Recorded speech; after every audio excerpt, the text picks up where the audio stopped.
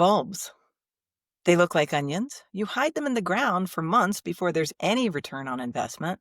And then they make their grand entrance, which has the added bonus of you thanking your former self for digging some holes last fall. So daffodils, tulips, camassia, leucojum, all the things. We're going to talk about bulbs today on the Garden Mixer.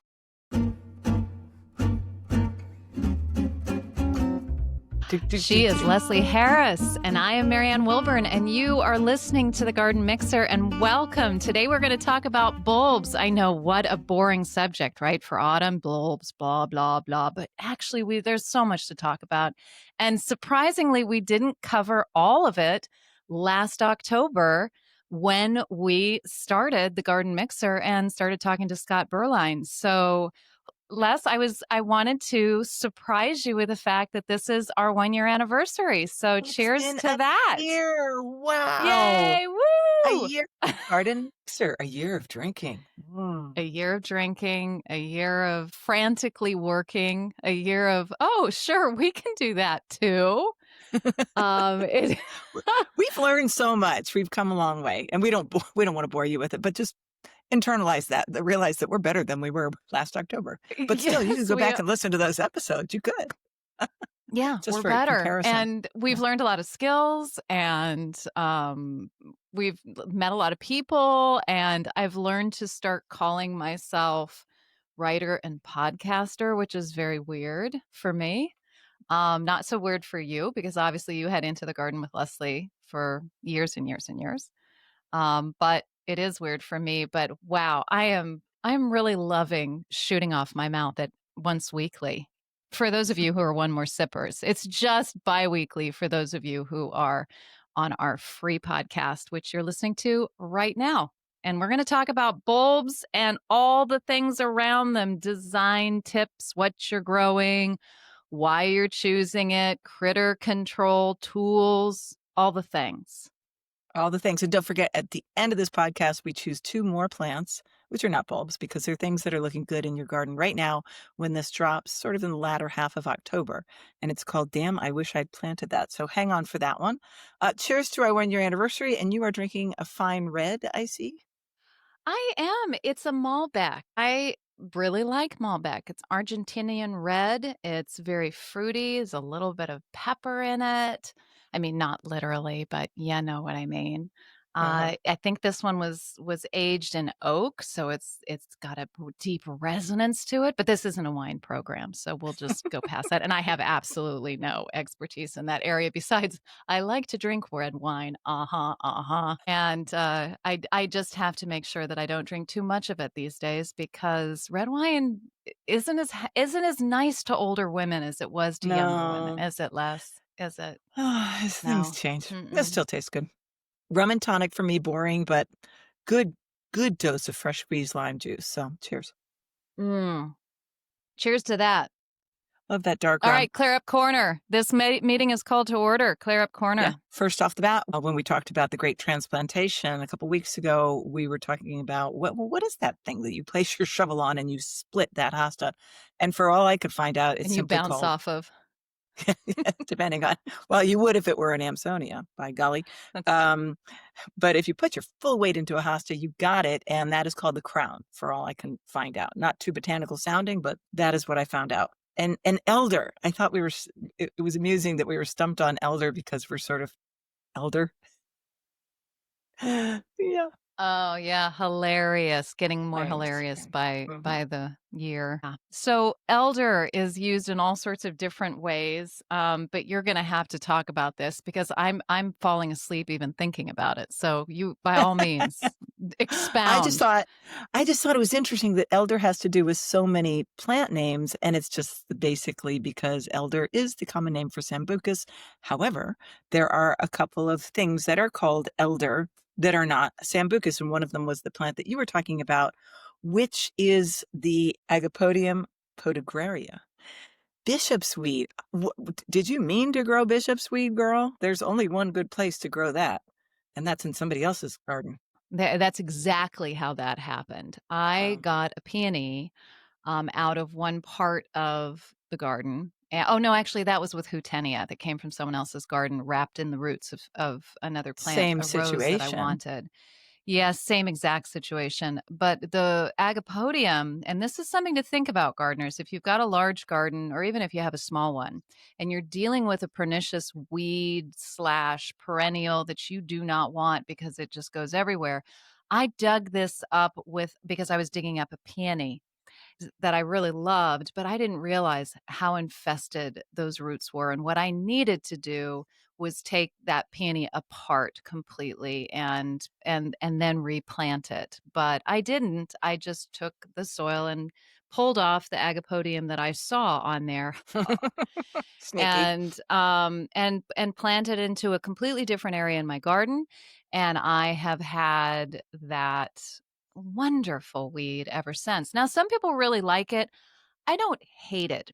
It has a beautiful sort of white umbel in the spring, sort of cow parsley esque. And it is also very green and fresh as a ground cover, but it smothers other things. I had some iris back there that I really wanted to grow. And you know as well as I do that iris do not want their little bottoms or tops to be covered too much. They want that sun baking them, and Agapodium doesn't give it to them. So, yeah. So be careful as you transplant, which I think was one of the clear ups, right? Be careful as you Yeah. transplant.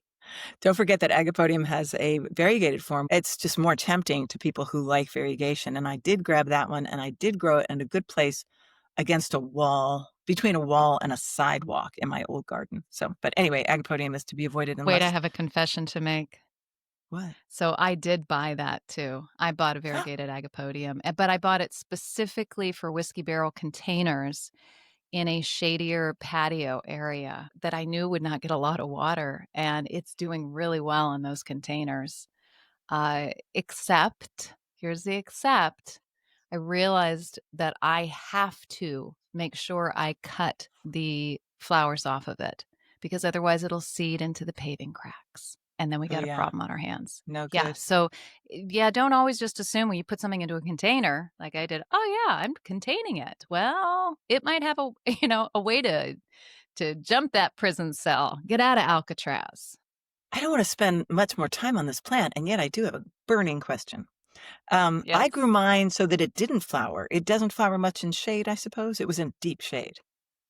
One or two flowers is all it takes. Now, when it's out in the sun, it's got a really lovely lacy covering of flowers. But when it's in the shade, it just sends up like one. I'm not growing it for that. I was growing it as almost a ground cover in these containers to cover dirt. And I've got tropicals coming up through them later, some alocasia, caladium, that sort of thing later.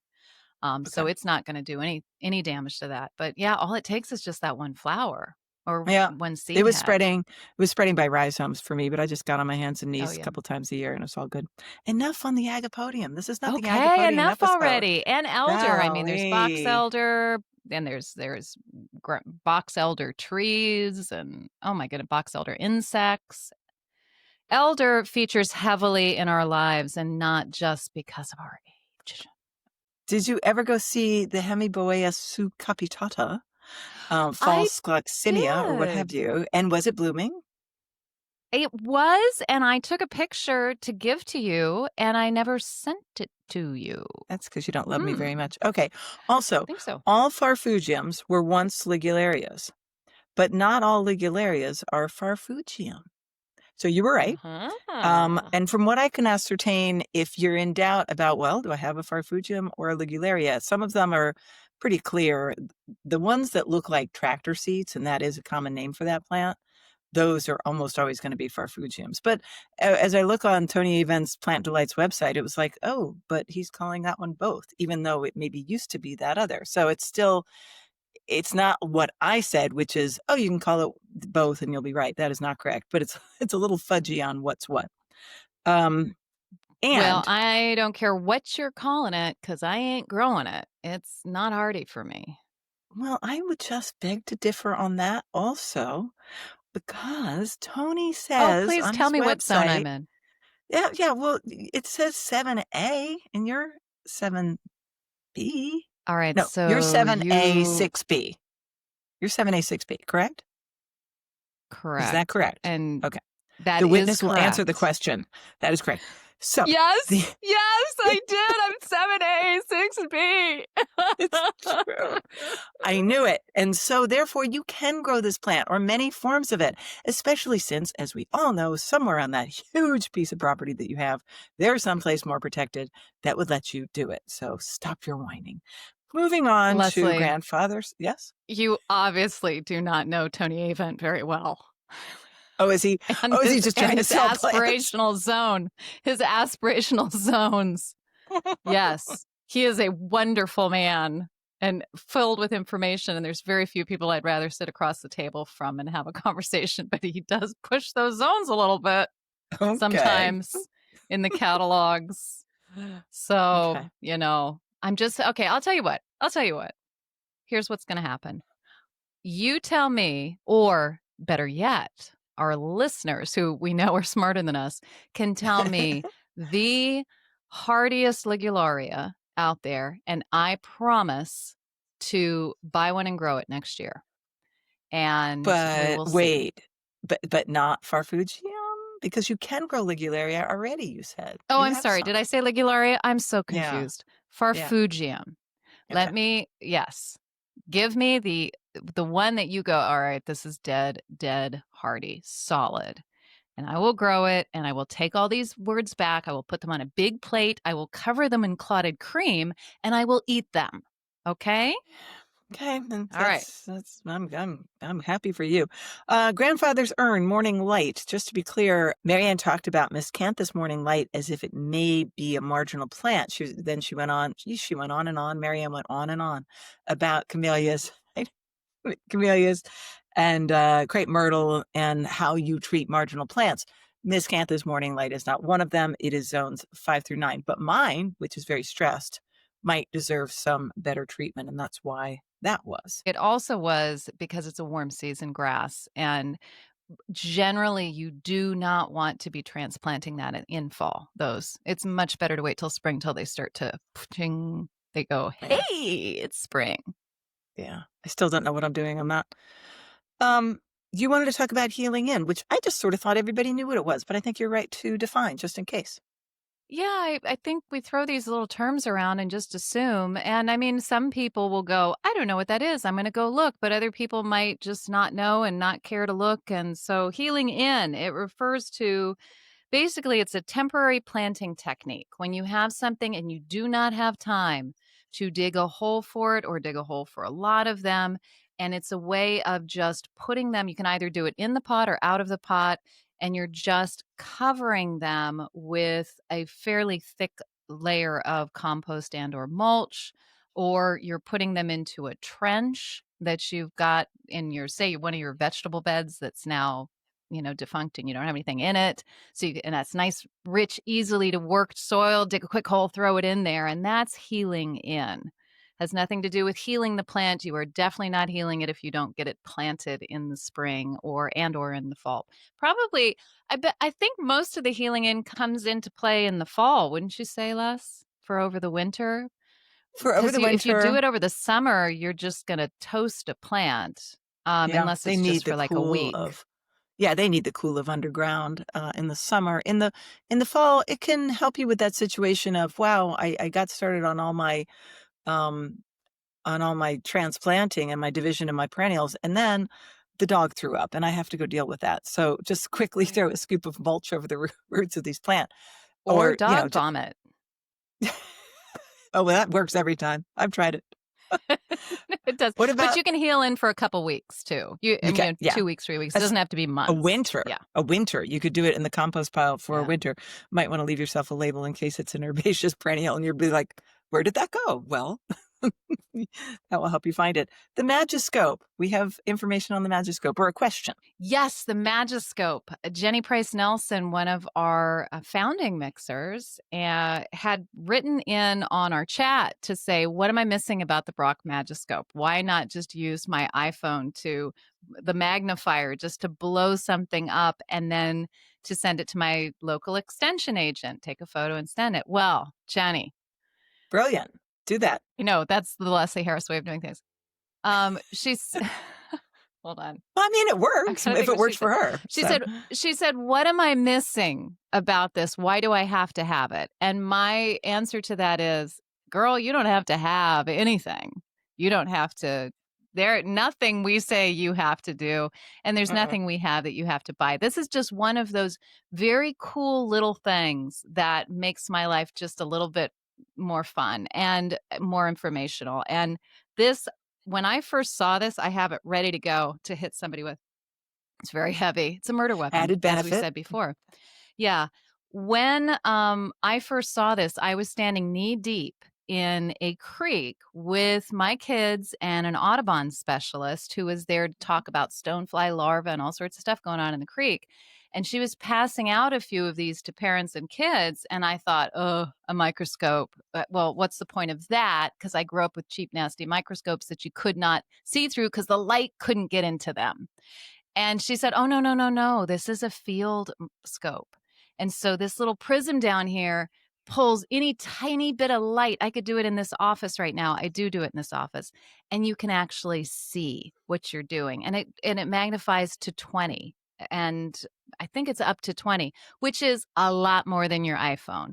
And here's the bonus. If I drop this in the river, I'm not going to need to use rice to try and bring it back from the dead like my iPhone or into somewhere wet in the garden. So there you go. That's the reasons that I use it. It is one of the most helpful things in recent years. It's helped me a lot to discover whether or not I have a nymphal sized deer tick on me that I just dug out of my skin and went, is that a tick? I can't tell. My eyes are so bad now. So there you go.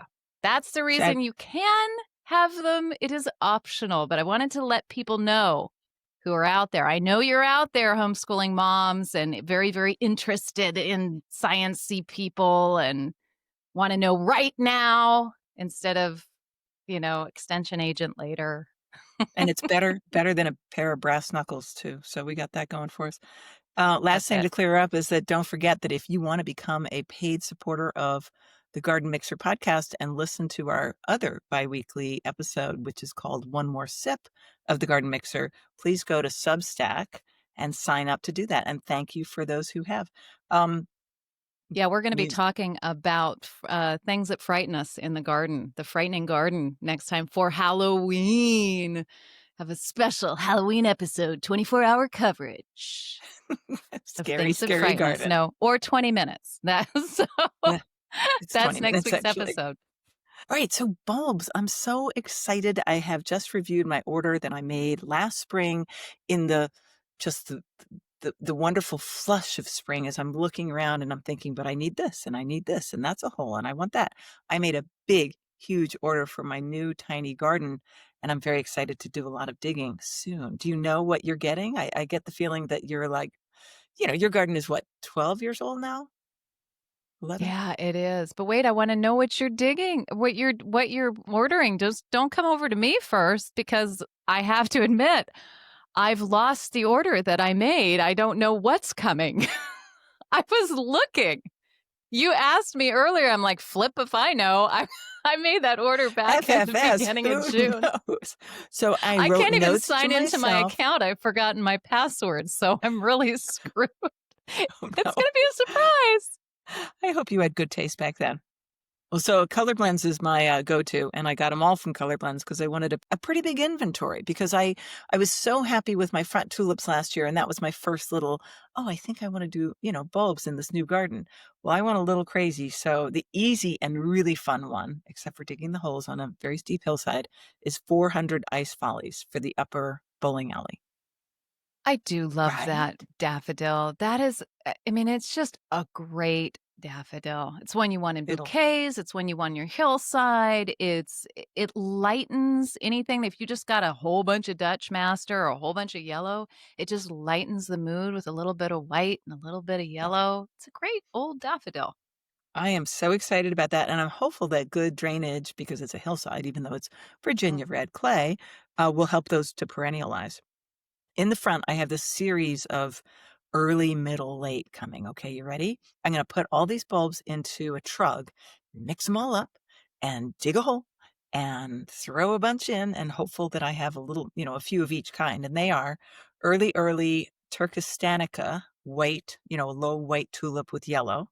Okay. It is a The, fantastic tulip. Is it going somewhere dry well, and raised up a little bit?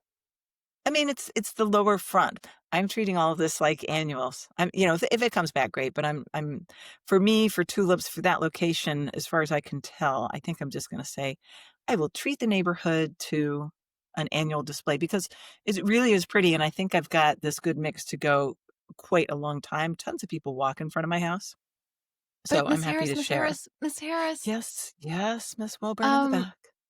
how about the Turkestanica on the hillside where it's yearning and aching for the hillside, the sandy, wonderful, free draining hillside above your house? That's not what I put So, in my notes. That's not what I'm doing. However, Miss Wilburn, oh, I will. flexibility much? I want this real Oh, repertoire you of want to early show to late. off. Yes, I do. Yes, I do. You have nailed it. Okay, Well, so, then but buy that's a some more great idea. Turkestanica and get them on the hill. Okay, do me a Okay, favor. Put 10 on the hill. Just see how they do. I will. So that if they come back really well next year, then well, you don't know, but Then you will have shown off and you will feel good about yourself. All will no, be I'm well trying to in make your your place. world. Help me to help you. Okay? All right, here's Help what's me to next. help Ready? you. All right.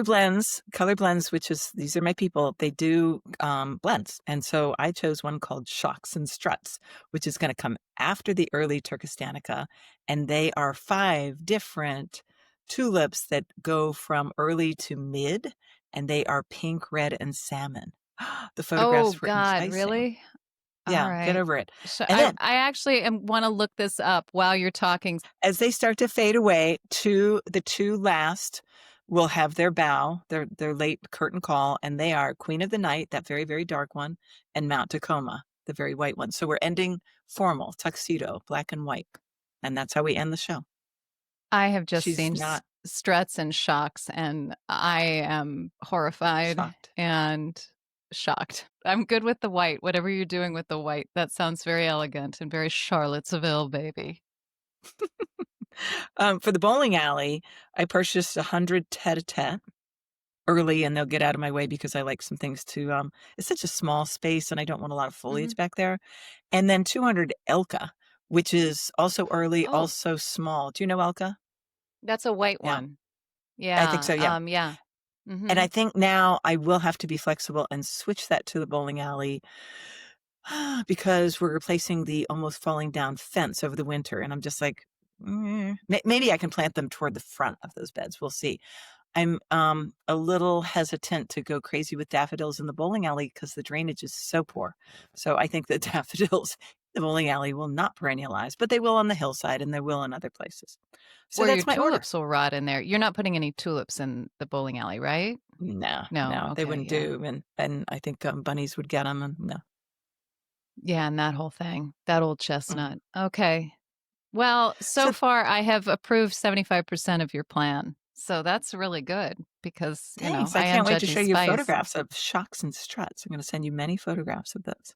Well, I wish that I could have logged in to my Brent and Becky's account because Brent and Becky's, they're my people. And I love them. And but I obviously don't love them enough to remember my password.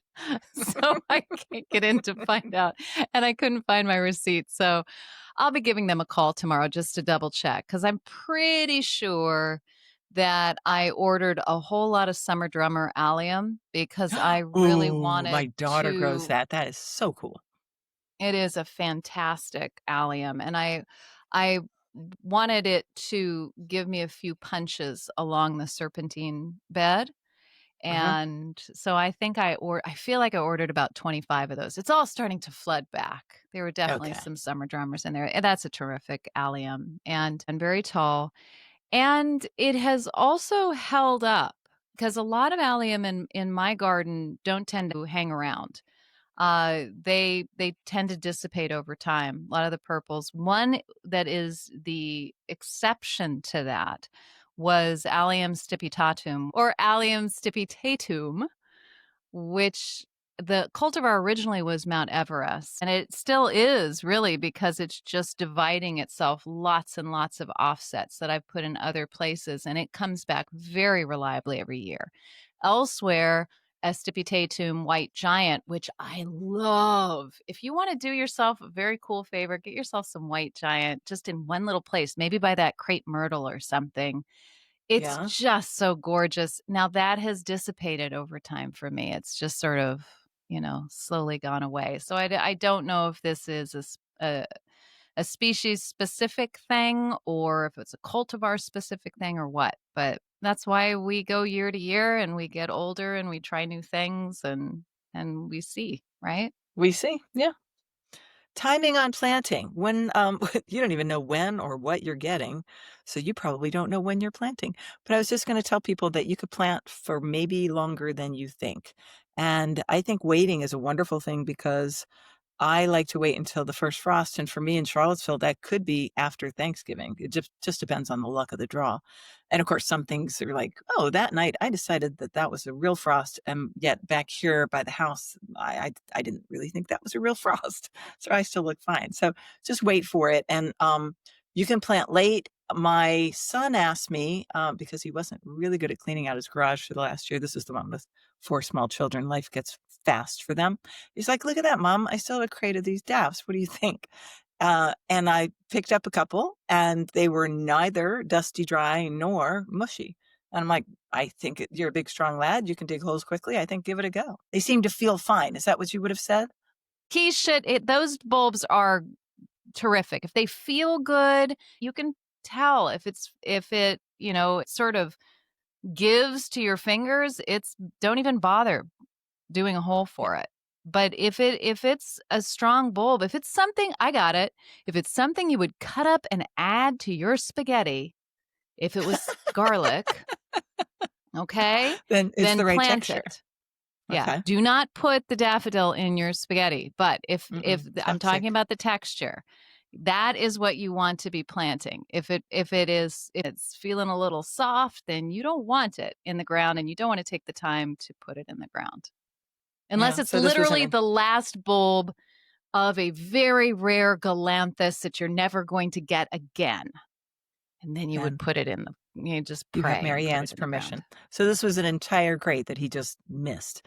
And Forgot. it arrived in the mail last year, and fingers crossed that he gets a good return on it. But I have tried to do that, dig up bulbs and save them myself type thing. And you do that every year?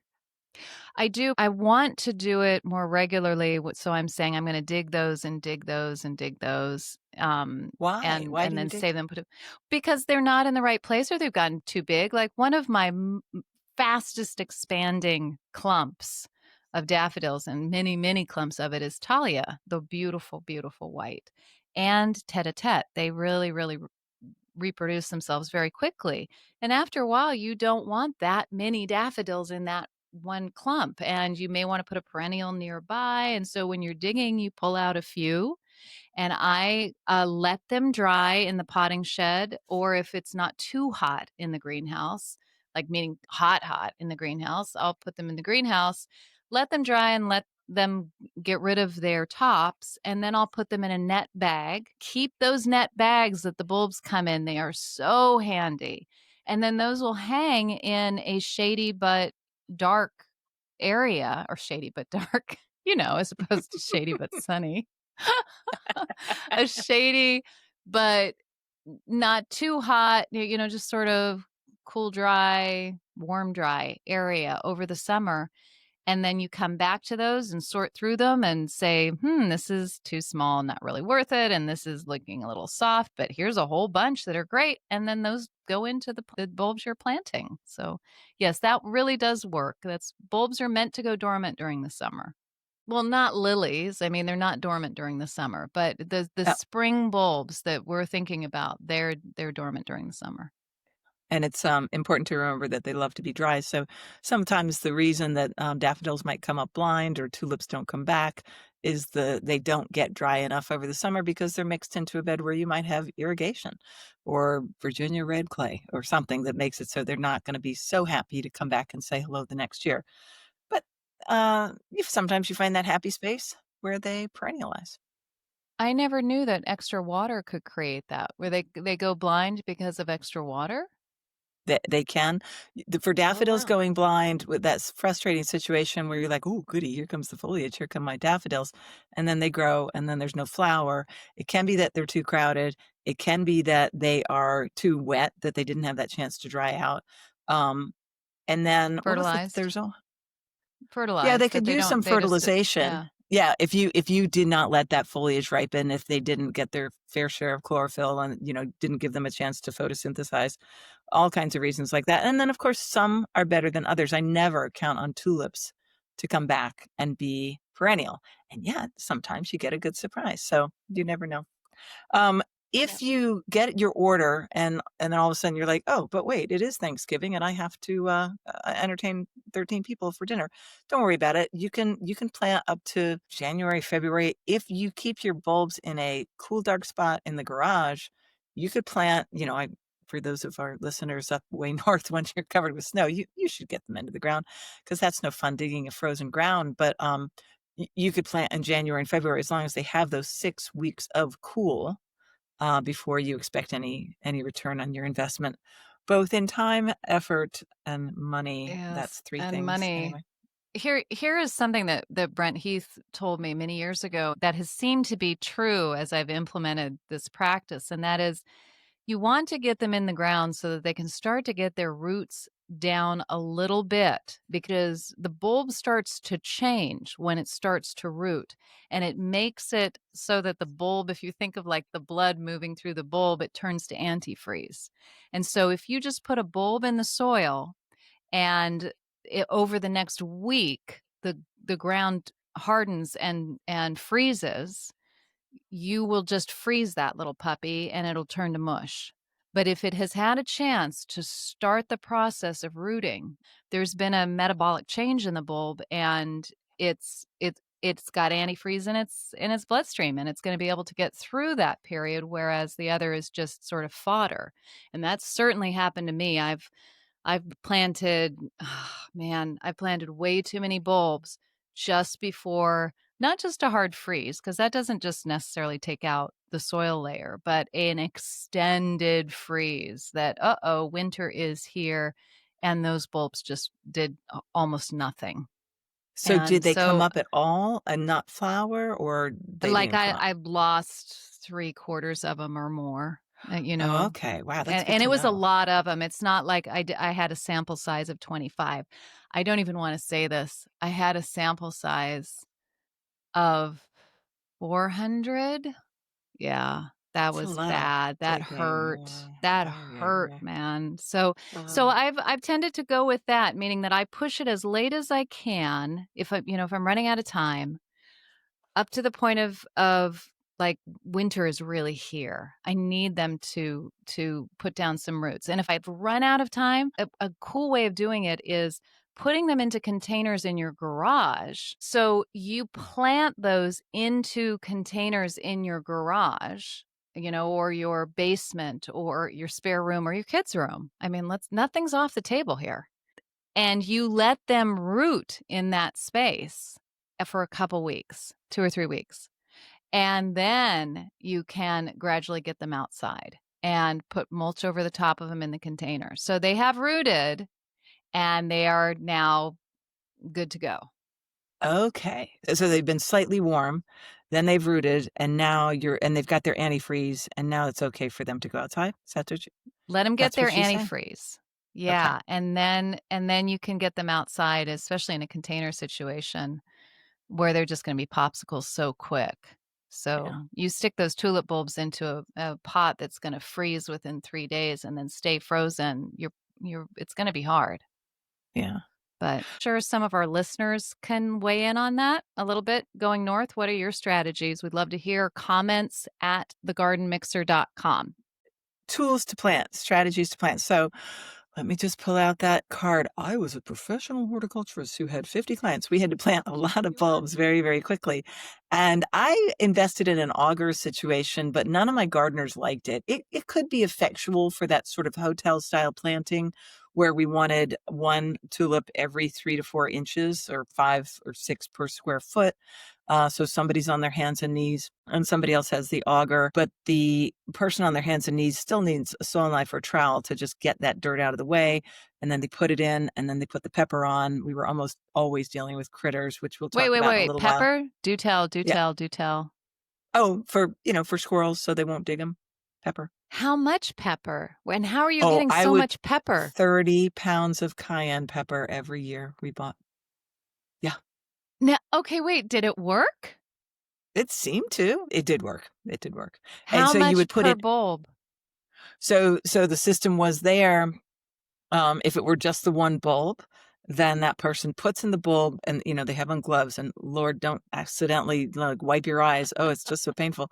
And then a sprinkle of cayenne and then you do that section and then you sprinkle cayenne over that section. So now all the dirt is smooth, all the perennials are back in place and you put more cayenne on top. And yes, it worked.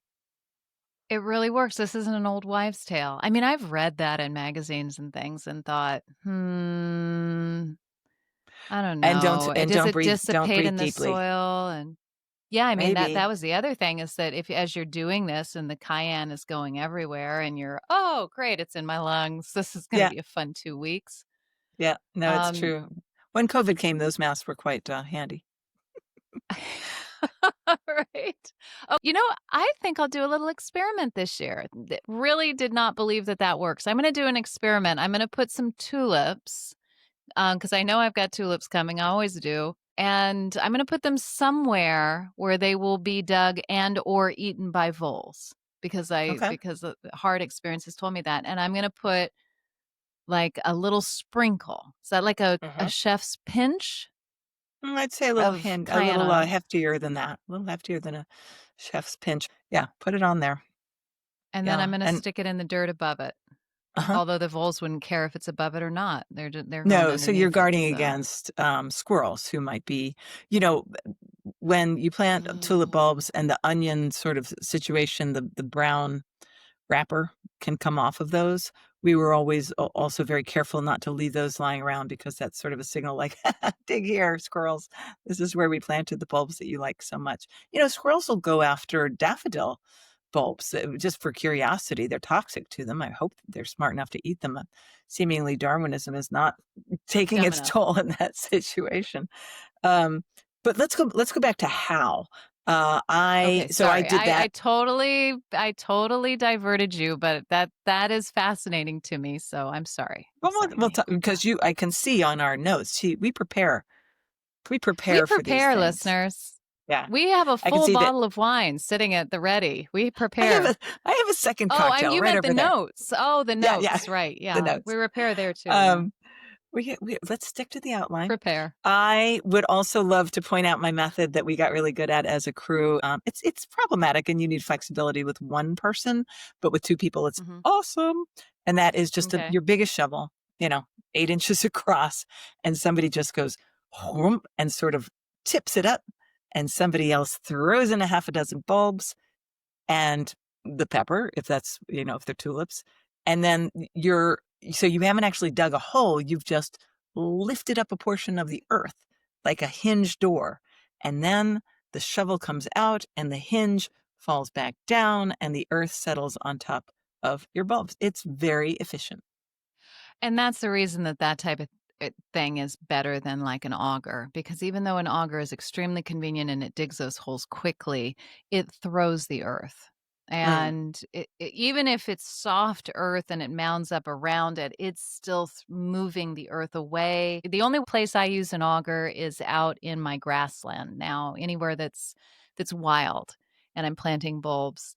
And watching me scramble to find earth to throw back into those Yeah, holes yeah, is you can never find hilarious. enough. Yeah, No, I'm shoving the leaves, a little bit of stone, whatever's there, whatever I can pull up because the dirt is gone. It's finished. And sometimes if I'm smart, I'll grab a bucket and I'll have a bucket of compost with me.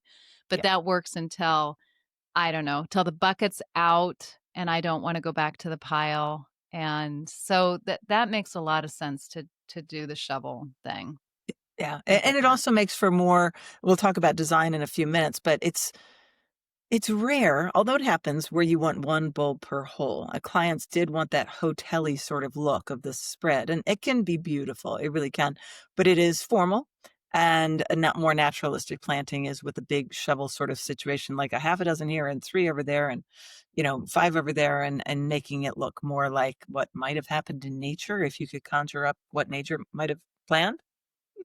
I witnessed the use of a very wonderful tool that I think I might splurge on. I might ask Michael if I could have an early birthday present for this thing. It's a Sneebor bulb planter, and it's made by the Dutch company, which is beautiful company for tools, specifically to their recommendations. And I watched this thing being used both by Fergus Garrett and a couple others, where you are digging it, you push it in, you jump on it, and then you pull it out at an angle, and it pops out this lovely hole, and then you push it into another hole, you do the same thing, and it pushes the old one out. And sometimes it'll throw these little plugs. It's basically throwing a plug out. So if you've got someone behind you, which I will not, but it'll be me later, I can just be throwing a bulb into that hole and then grabbing the plug and putting it down into that hole. And it looks like bulbs have never been planted, much less like leaves and dirt and stuff put on there. So I may do that. I will definitely put that into the show notes, but I'm going to put it into the show notes after I have ordered one to make sure that I can get my hands on one. So sorry if you're out of luck, but it really was a very cool tool because they're planting crocus in lawns. And I know a lot of you, me included, have squirrel issues with crocus. But then again, we can use Leslie's method of seeing if that works a little bit to keep them off of those crocus. Because once those crocus are established, it's harder for the squirrels to go after it. The squirrels are very much drawn by the fact that there's fresh earth that has Mhm. been dug, and evidently they're scanning for these for the little tunics of bulbs. But whether that's true or not, it could be. I mean, Um, it might be, I don't yeah, know. We did everything we could because we're trying to make a good display for our clients. Can I yeah. just tell you that the Sneeboard thing has gotta be, closely related to whatever all golf courses use to I don't know if you're tracking this, but if you can picture a green, which is your goal on a golf hole, you wanna get the little ball into the little hole, and that's where the grass becomes very smooth. It's called the green, okay? So, you get the ball there and you're putting now. Okay, it's smooth, it's a small little Wait, stroke. wait. Sorry, I need to do the Leslie Harris. Is she done yet? Look. Okay, here we go. Those holes on those greens change every couple of days. On some courses, they change every day. And so the Wait, what picture changes every day? the hole where it is because they wanna Why? challenge because well, first of all, you'd wear out the green if from everybody standing and looking at the same spot, you get closer and closer to it, you stand around it.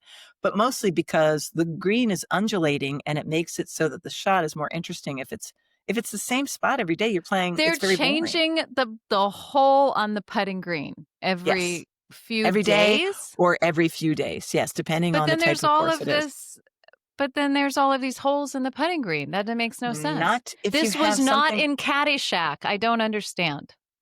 not if you have something like the Sneeborer, because what they do, and it's fascinating to see. I will show you a video. We'll put it on the YouTube. In the They show take notes? this Okay. machine, Oh, here. and in this, we'll link it to the show notes. Okay. They take this machine and they stand on it and they dig a new hole. They take the sod from that hole because these things are about a hole is 4 inches across and probably about 6 or 7 inches deep. They take that cylinder of soil and they go stuff it into yesterday's hole, and they tamp it down, and you can see old holes on the golf course. You can see, oh, well, that's where they had it, and so if you're on a practice green, for example, you can putt toward an old hole. You don't have to worry about it going down into it. Oh, I made it over that old hole. I know it's too much golf, Well, but I that mean, is the same tool. congratulations, Leslie. You have actually made golf interesting for a microsecond for me. So thank you. I appreciate it. And Well, on quick. behalf of our listeners, I thank you too. Now, where does Bill Murray enter into all of this? What's his line? It's a Cinderella story. On the eighth hole, Listeners, go he's watch lining up his Caddyshack. putt. Please do yourself a It's actually favor kind and of a enjoy a raunchy Saturday movie, night but with it's funny. Caddyshack and a fun and a bottle of wine. And a bottle of wine. All right, your lovely trowel that you love, I use a Hori Hori for sure. Just keep in mind, in case they're, more beginner listeners, the good news is that you can make your hole smaller depending on the type of bulb that you are planting. And so it's basically about 3 times the size of the bulb. So if you don't love to dig deep holes, don't buy many alliums and get yourself a bunch of crocus and glory of the snow and snowdrops, because those holes can be tiny. It's really fun and quick. Don't be planting snowdrops right now, though, listeners. Don't. That's not. You're not going to get good snowdrops if you're planting them now. I Oh, think planting in the you green want to is be what you planting. want. Yeah, you really want to be planting them a little bit so they're not drying out as much as you can. Yeah. But here's one thing on those techniques, and I could save a lot of wrists just by sharing this little bit of information. Whether you're using Leslie's and her cult following Hori Hori people, or you're using my wonderful pointing trowel, you need to stab like you were stabbing. Anything I put in here will be The bunny that's inappropriate. eating your tulips? Yes. No, actually, I feel like I'd be shooting that, but stab. Okay. Not like you would with a shovel, but what you're doing is you're stabbing into the soil, you're pulling the soil back, and you're throwing that bulb down low. And you're trying to go as deep as you can. You're planting 3 times the length of the bulb as a rule. So if it's a big old tulip bulb, you're wanting to get down there almost 6 inches. But if it's a tiny little Chinodoxa or Iphion or something, you may not be getting too far down below the surface, maybe 3 inches. But stab and pull back. You're going to need to use some forearm muscle there, and then drop the bulb in and let it go. And it's the same principle as with the shovel. The big shovel, yeah. Mhm. So, I think we've basically covered the pepper thing. I'm reading that you use rose canes to protect your bulbs. What a great Okay, idea. so no, no, no, no, no. I do not use rose canes yet because I don't have a squirrel problem. And of course it's going to come now. Of course it is, because I'm getting a deer fence, so the next plague of Egypt is coming. I have a lot of squirrels, but they are so intoxicated and distracted by all of my black walnut trees that they really don't bother my plants too much.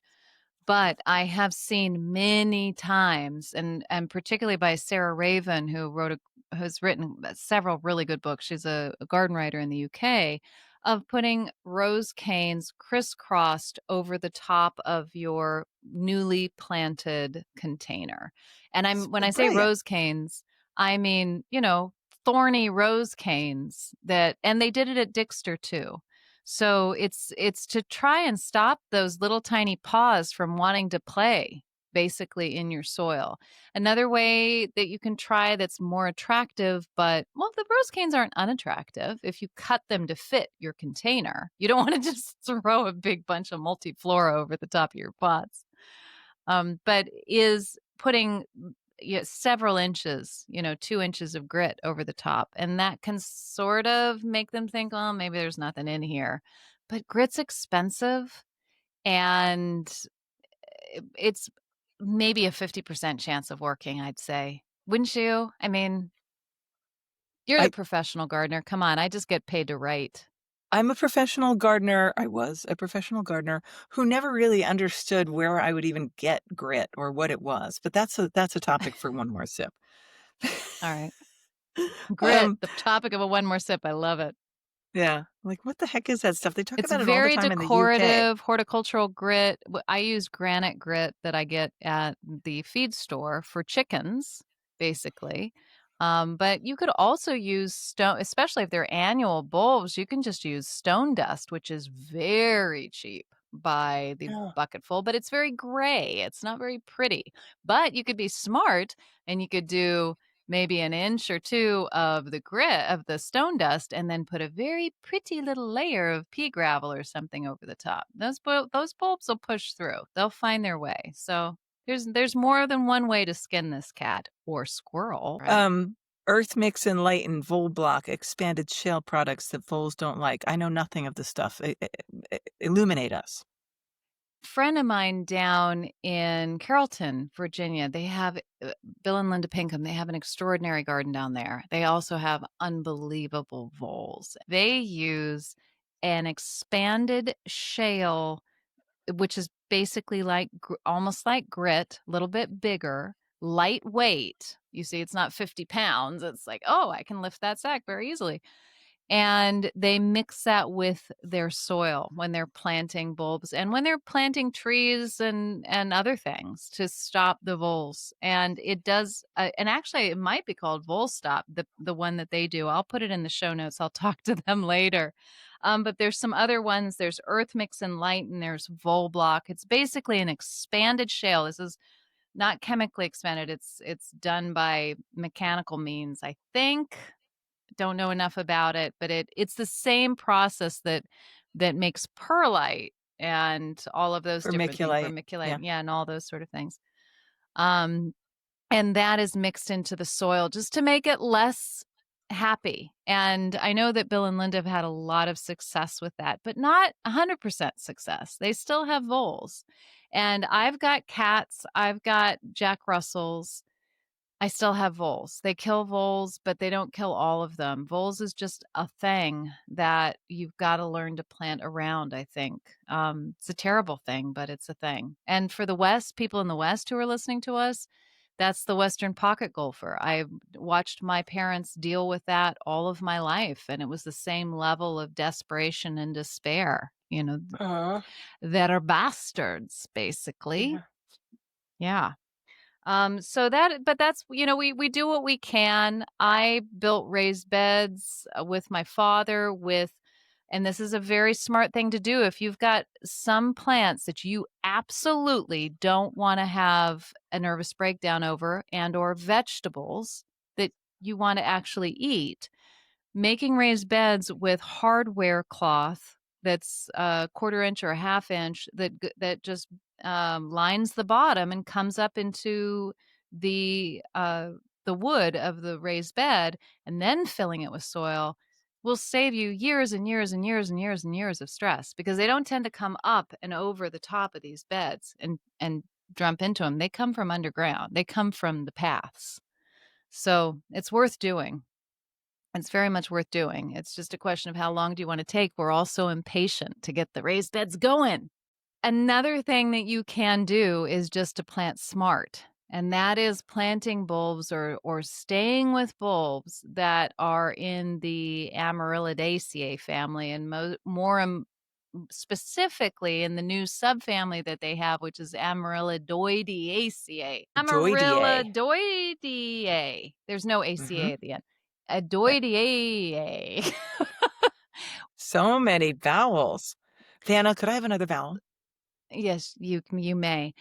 Those are the bulbs in that family that have these alkaloids that are poisonous. So these are narcissus, they're Iphion, they're lycoris. Some of you are going, hey, the daffodils don't get eaten, the lycoris doesn't get eaten. Yes, because they're in this subfamily. Here's some others. Zephyranthes, rain lily is in that. I'm not hardy for those. Neither am I. Hippeastrum, which again, I'm not hardy for, but many of you are, because some of them are hardy to 7B8. Hippeastrum is like what we think of as the Christmas amaryllis. Leucojum. How many of you grow leucojum and the voles don't touch them? They're in this subfamily. Sternbergia, which are blooming. They're blooming right Right now while now. we're recording, but they're not by the end of October. But beautiful little autumn crocus, fabulous things. Amaryllis, the true amaryllis. Again, I'm not hardy for those. Galanthus, the voles don't touch them. Hymenocallis, which is the Peruvian lily, and that I'm not hardy for either. So basically, I have like 3 choices: Narcissus, Galanthus, Leucojum. Oh no, 4, Lycoris. But How about you just Camassia? plant a lot of those. No, Camassia is not in that family. Huh. Okay. And Camassia is sort of like a 50-50 with deer. Some of them, I think about the deer too. Uh-huh. The deer tend to love those. So you're always thinking both ways. No, they're not in that family. They're very, very edible for us as well. We can eat the bulbs of Camassia as well, Oh, many of them. I had no idea. Yeah. So anyway, that's just a thing to think about. It's don't beat them, join them. In some ways, just okay. You guys eat everything else, so here's some stuff that you can't eat, and if you do, I hope you die.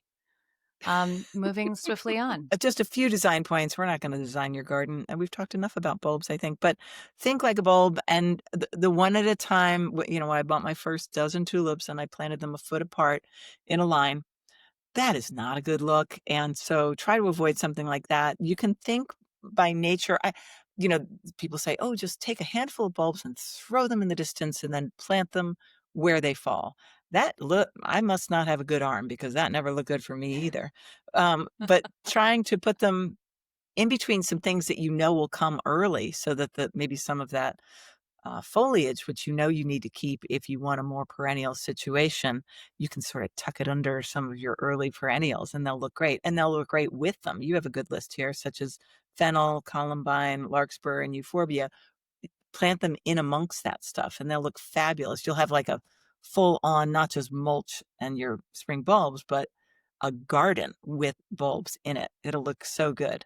Any other quick design points? You're getting 2 seasons from those perennials. You're getting an underplanting that's supporting the bulbs, and then you're getting their bloom and all the stuff they're gonna do later in the season. If I can stress one thing, it is think like a bulb. Think like a bulb. You've got seed possibly that you are spreading. Where is it going to go? And that does not mean like little birdies are going to take it away and move it somewhere far away.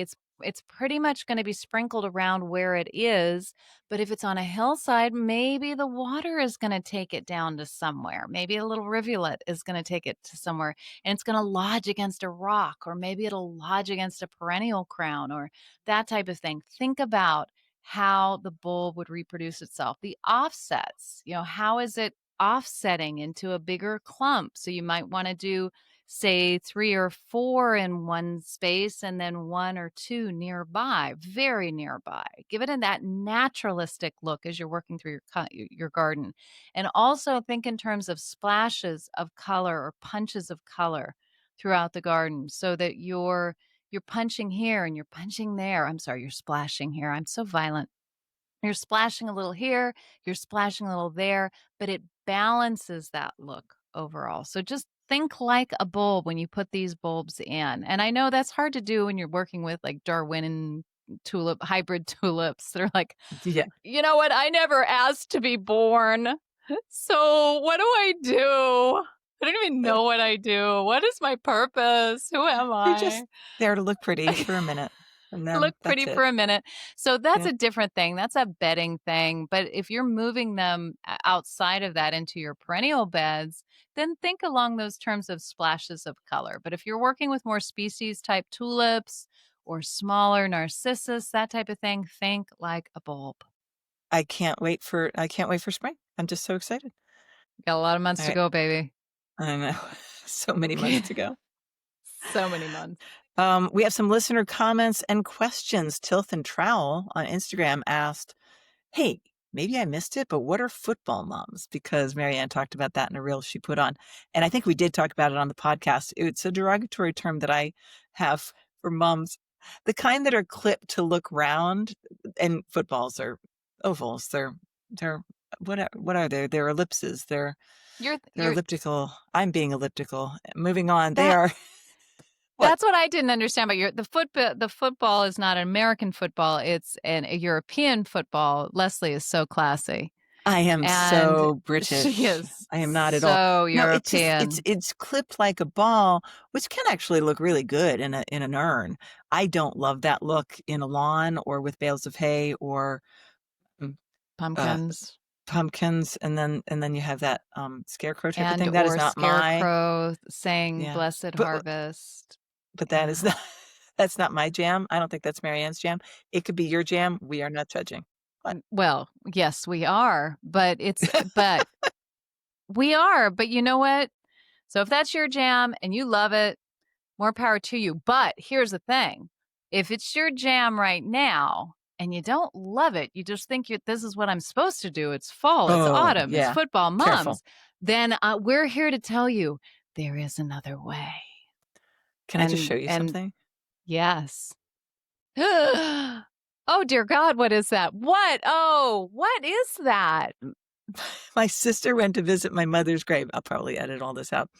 She wrote, Fall Splendor. Oh my God. I wrote, thank you for creating this lovely montage for our mother who passed away last year. You know she would have appreciated it.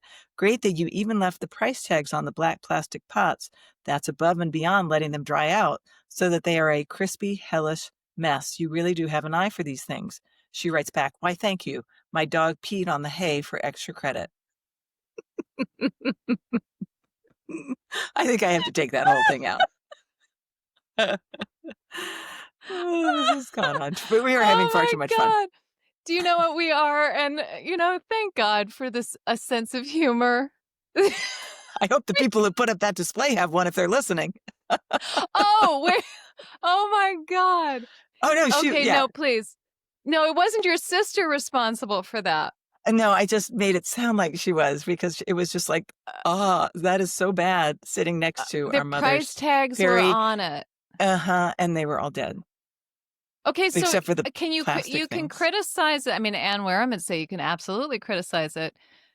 You can criticize something and still say it's a wonderful thought to do something at a gravesite.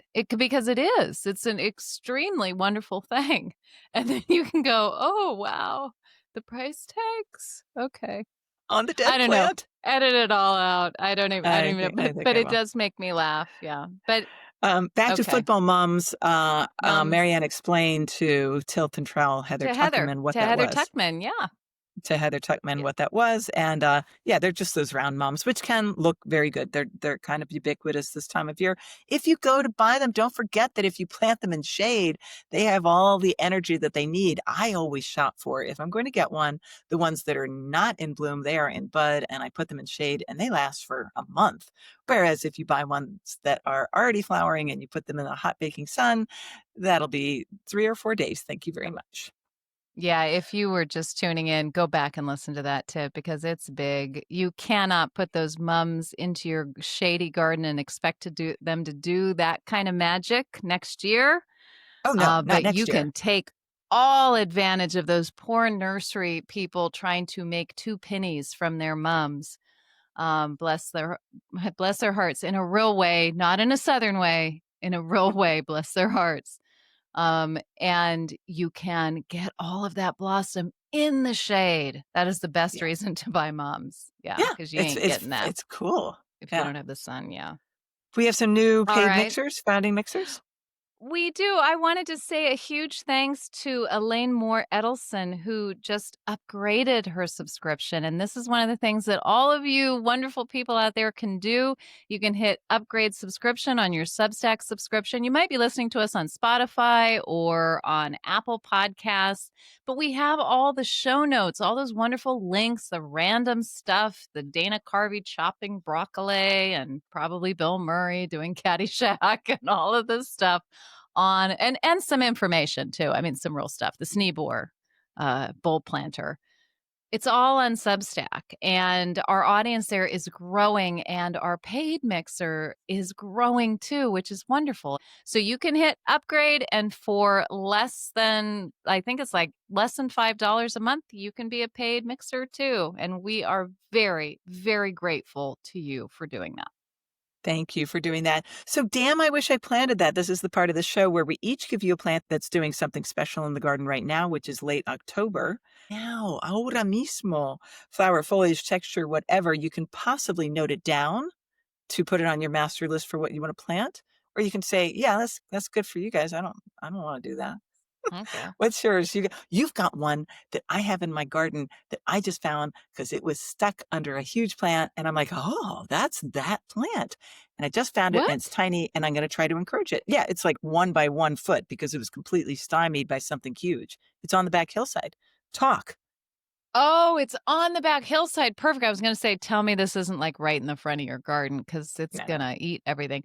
So, this plant is Sunshine ligustrum. It is a privet, it is a golden privet. And for those of you who just went, oh, privet. And then when I say ligustrum sinense, for those of you who are paying attention past lessons, that means China, who also quivered This is a sterile version of ligustrum, and unlike a lot of things that are sold these days, it is actually sterile. I have never seen it flower, ever. I've been growing it for 10 years, and I let it go. I let it do its thing, and then I'd prune it back and what have you. The man who bred it or found it on his property and watched it for like a couple decades, I think, before he finally introduced it, Pat McCracken, who is a nurseryman, he has never seen it flower. So it is a wonderful, small leaved, very golden privet. It makes a wonderful accent wherever you use it in the garden. But here's the caveat: it is not a tiny little 3x5. And even Mine if is. you see it advertised, oh, yeah, it is right now, baby. Yeah. Even if you see it advertised like that, because when this first was introduced, it was sort of advertised as being small. It's not. It will get very big, but the great thing about this is you can hard prune it into that old wood and it will come again. It's very dense, and so it's great for screens. It's great for just having an accent that's in a sunny corner, in a part shade corner. It's just not good for topiary. Don't use it for topiary because you will be having to shape that topiary every 5 seconds because it Oh, grows very, too very fast. fast. But Okay. I recognized, I mean, the reason I'm picking this one for autumn and not for summer, spring, or winter, because for me it's pretty much evergreen, is because it. Why is it? Oh, because because it is fall and this bad boy is yellow and it's just setting off all of these beautiful oranges and reds and yellows that are going on in the garden, and that's why I think for fall it's just beautiful. But in the winter, it's that those yellow leaves are going to turn a little bit red, just a little bit. I'm going to lose some of them, but it's all coming back in the spring. It's a fabulous plant. I think it's zone 6 to 10. And in 6 it's probably going to be defoliated to a more extent than it is with me in 6B, 7A. Okay. But great plant. I'm glad you've got it. It'll be fun Yeah. to see you have it, and it's in the right place. It's on that back It's 40 on that back back there on the hillside. hillside. Yeah. Yeah. And then I'll just edit around it to see what I can, because I think I want that splash of color there, and I'll see what I can do to encourage it. This is one of those plants. The hype is real. The hype is real. So, Mhm. um, I was going to do a plant that I changed my mind and then came back to. The reason that I changed my mind away from it is because it was one of my favorite plants in my old big garden. I grew it in 2 spots, one extremely successfully. It didn't have to reach as much for the sun. I never had to stake it, out by the street, out by the front wall. Had a big patch of it there. And then I had a big patch of it down by the water, down by the stream, and it did reach for the sun. It was much taller, and if I didn't remember to Chelsea chop it, it would flop. So this is the Aster tataricus, I'm a little confused on whether I have the species or this cultivar called Jin Dai, which I always thought I had. Jin Dai, according to everything I researched today, only gets to 3 to 4 feet tall, Oh, that ain't Jindai then, because you right? gave me some of that plant. I was very happy to have it, but we're talking 5 to 6. 6. Yeah. Yeah. So I have one little piece of it in my garden now, and I looked up at it. I'm almost 6 feet tall. I looked up at it and said, "Hello, I don't think you're Jindai, but you're Hello. a beautiful aster." And Jindai is what I'll put in the. We can put that in the show notes, and we'll put photographs of what we are growing, which is a taller version of it. Both of them would be light purple blooms, aster blooms, daisy-like blooms with yellow centers. And they have these cool leaves, especially down at the bottom. I'll put a photograph on YouTube of these paddle-like leaves that are 12, 14 inches long and very Mhm. attractive rosettes. It is hilarious that my rosette collection is much bigger than my one skinny, tall thing going up about 7 feet tall. It's Well, it's hilarious and early days, ridiculous. Shed. It's early I know. days. I just planted Yeah. it at the beginning of the year. A friend of mine to whom I had given it. I'm sure it would have been you if we lived in the same town, said, "You want some of that back?" And I said, "Yes, I do." So this is zones 4 through 8, and it blooms from September to frost. And it's a really good looking plant.